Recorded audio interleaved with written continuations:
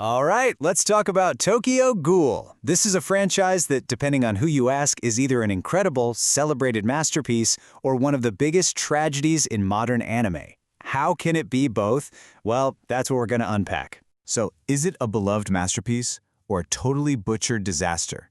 Seriously, how does a story sell over 47 million copies and, at the same time, get banned by governments and absolutely trashed by its own fans? The answer? And it's a messy one, is that we're basically talking about two completely different stories here. Yeah, this whole thing, the entire controversy, really just comes down to a fundamental split. You've got two tellings of this story, and man, they could not be more different. So on one hand, you've got the source material, Sui Ishida's original manga. We're talking critically acclaimed, super deep and philosophical, and it sold like 47 million copies. Just a massive success. And then you have the anime adaptation. Widely criticized, rushed, altered, censored, even banned. It's a total night and day situation. Okay, so before we dive into the train wreck that was the adaptation, we have to talk about the manga. You gotta understand why people love this thing so much in the first place, because this is the foundation for everything. And I mean, look at these numbers. 47 million copies sold worldwide. That's insane.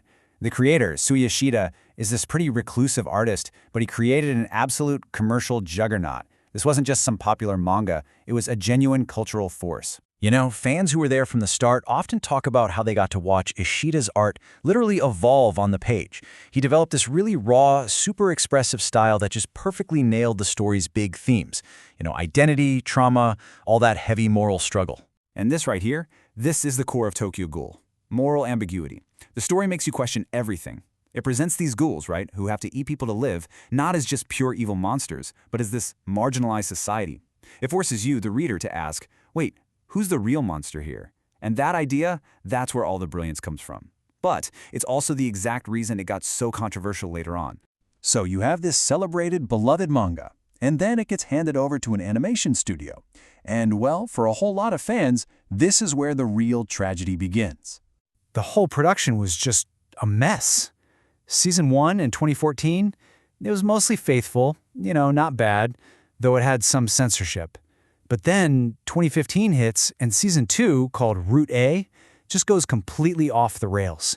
They create this anime original story that deviates wildly from the manga and just confused everybody.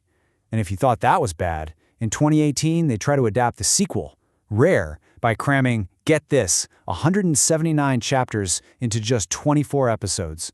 The pacing was an absolute disaster. And the fan backlash? Oh, it was immediate and it was brutal. If you were a manga reader, this just felt like a total betrayal. They were erasing huge character arcs, completely gutting the story of its emotional depth. People were furious. So yeah, this thing didn't just disappoint fans, it became critically infamous. Like, CBR straight up called it one of the worst anime of the 2010s. It is now the textbook example, the case study people point to of how not to adapt a beloved story. Its reputation was just tarnished. And this whole mess wasn't just contained to Reddit threads and fan forums. Oh no. The show's super dark themes, we're talking cannibalism, intense violence, well, they started to attract some, let's say, unwanted attention from actual governments. So in Japan, when it aired on TV, it was hit with heavy censorship, these big black shadows covering everything. Then in 2015, China's Ministry of Culture just officially blacklisted it for crimes against public morality. And even as recently as 2021, a court in Russia blocked it on streaming sites for promoting violence. The series was pretty much becoming an international pariah. And this quote from China's Ministry of Culture really gets to the heart of it. They weren't just mad about the gore. They saw a show that had, scenes of violence, murder, terror, and obscenity.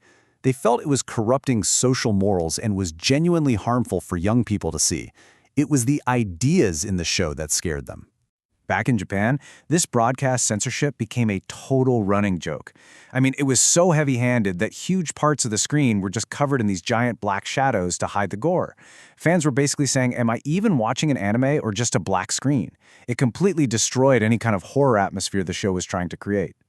Okay, so after all of that, the fan outrage, the botched adaptation, the international bans, what is Tokyo Ghoul's legacy? What are we actually left with here? So what's the takeaway? How should we remember this franchise? Do we remember the manga's brilliance or the anime's total failure? Is it a masterpiece of art or just a piece of controversial banned media? Which one is it? The truth is, its legacy is a total paradox. It has like 4 different faces. It's a manga masterpiece, for sure, but it's also a butchered anime misfire. It became a global cultural icon while at the same time being a target of state censorship. It really is all of these things at once. This blogger really nails it. It's not just gore. It's about what makes us human. But that's exactly why governments hated it. It humanized monsters. Ultimately, the series dared to explore that thin, unsettling line between human and monster. It asked uncomfortable questions, and that's precisely what made it both a masterpiece and a target.